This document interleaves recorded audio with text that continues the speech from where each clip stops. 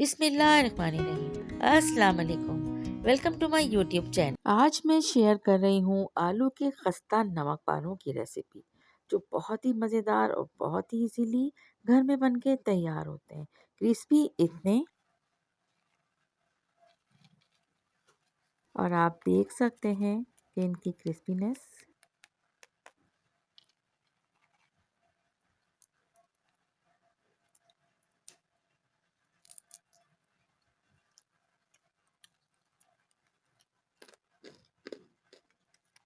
तो चलें अब हम बनाते हैं ये बहुत ही खस्ता और ज़बरदस्त से नमक पारे, जो रेसिपी मैं आज आपसे शेयर कर रही हूँ।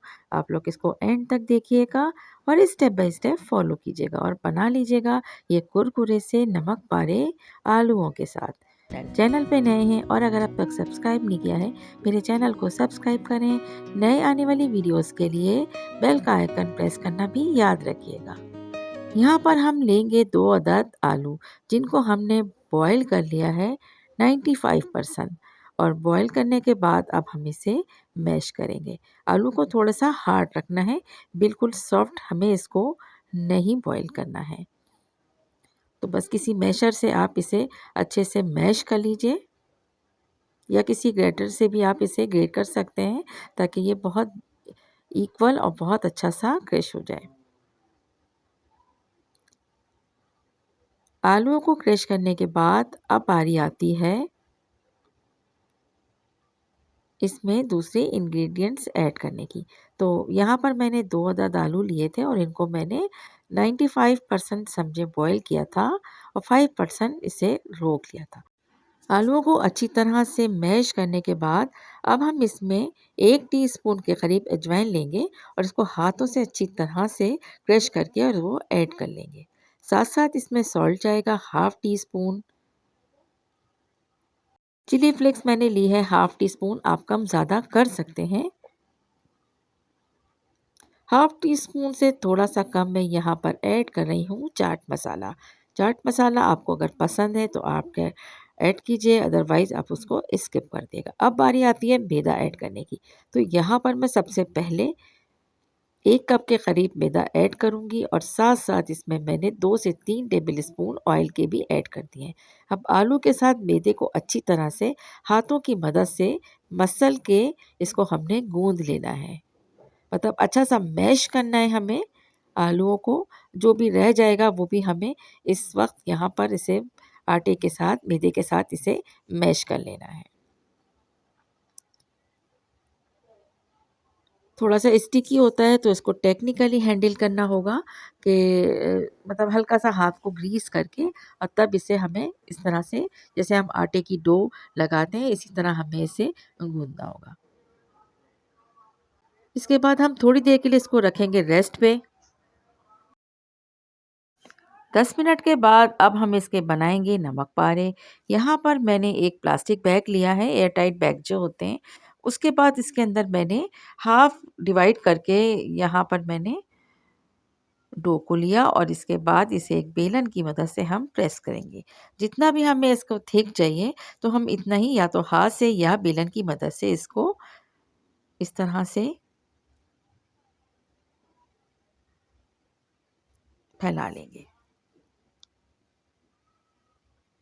और प्लास्टिक बैग में करने की ये आसानी हो जाती है कि ये पेस्ट नहीं होता और बहुत इजीली हैंडल हो जाता है। तो हमें जितना भी इसको बेलना था, अब वो हमने ये प्रोसीजर कर दिया है कंप्लीट। अब यहाँ पर हम एक लेंगे नाइफ़ या पिज़्ज़ा कटर, और इसको हम अपने मर्ज़ी के मुताबिक शेप्स देकर काट लेंगे। तो क्योंकि यहाँ पर हम इसके नमक पारे बना रहे हैं और नमक पारों का शेप देने के लिए इस तरह से आप देख सकते हैं कि हमने इस पे कट लगा लिए हैं। आप चाहे इसको डायमंड शेप में कर लें, चाहे तो आप इसे स्क्वायर शेप में। तो यहाँ पर हमने ऑयल को प्री हीटेड करके रखा हुआ था। तो अब हमने इसमें एक डाल के पहले चेक करेंगे कि हमें जितना ऑयल रिक्वायर्ड है इतना ये हो चुका है, क्योंकि हमें इसे मीडियम हीट पर फ्राई करना है। बहुत तेज़ हीट पर करेंगे तो ये क्रिस्पी नहीं होंगे। तो बस इस बात का ध्यान रखना है कि जब ये तमाम नमक पारे हम इसमें डाल देंगे, तब हमें इसे साइड को चेंज करना है। इसके बाद जब तक क्रिस्पी नहीं हो जाते, इसे हमें फ्राई कर लेना होगा। और यहाँ पर इसे क्रिस्पी करने के लिए हमने थोड़ा-सा पेशेंस से काम लेना है। इसे बहुत तेज़ हीट पर तो हरगिज़ नहीं फ्राई करना है। मीडियम लो या मीडियम हीट पर ही हमें इसे फ्राई करना है। बस जैसे ही एक साइड से कलर चेंज होता है, तब इसका हम साइड चेंज कर लेंगे। लेकिन यहाँ अगर किसी ने जल्दी दिखाई तो फिर आपके ये नमक पारे क्रिस्पी नहीं बनेंगे, बल्कि थोड़ी देर बाद ही सॉफ्ट पड़ जाएँगे। तो बस ध्यान रखें, जैसे ही इसका कलर गोल्डन होता है, तब हमें ये सारे नमक पारे निकाल लेने हैं। थोड़ी-सी यहाँ पर हीट तेज़ है, लेकिन आपको इससे भी कम रखते हुए इसे फ्राई करना है। अच्छा जी, अब हम यहाँ पर दूसरा बैच भी फ्राई कर लेंगे और इस तरह से ये भी हमें एक साइड से चेंज होने के बाद कलर इसका साइड चेंज करना है और इसके बाद इसे भी हमने निकाल लेना और इतने ही नमक पारे ऐड करना है कढ़ाई में जितनी इसमें कैपेसिटी हो। इससे ज़्यादा नहीं डालिएगा, वरना ये पेस्ट हो जाएंगे, चिपक जाएंगे और आपका ये एक्यूरेट भी नहीं बनेगा।